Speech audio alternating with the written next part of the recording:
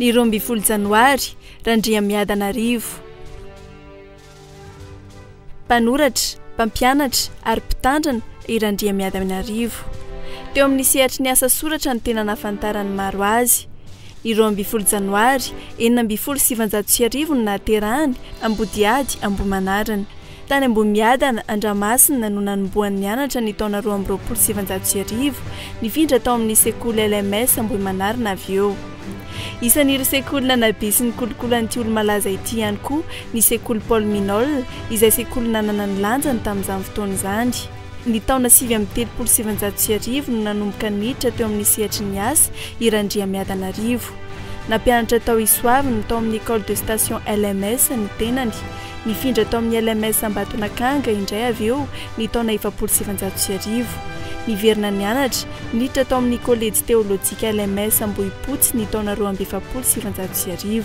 Nivoaka ho mpitandrina ka niasa tany Ambohitsimeloka, Ambohidratrimo ny taona 1709 ka hatramin'ny 1709.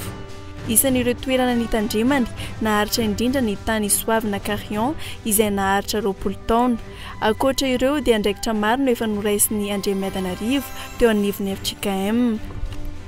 Efa président synodal tany Fianaratsoa tonian'ny isan'ny enimbolana imerina ary tonian'ny mpiandraikitra fitondram-piangonana foibe FJKM.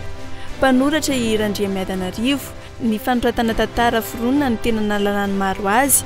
Isan'ireo tantara nosoratany ny Sikajin'ny Dadabe izay nosoratany ny taona 1709 saingy tratrany sivana ka tsy nivoaka ho boky raha tsy ny taona 1709.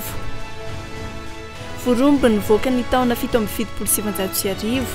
Nanoratra boky fanabeazana roa izy dia ny sekoly ny Taolo tamin'ny taona 1709 sy ny isany Hamontana izay nazony loka ny taona 1709.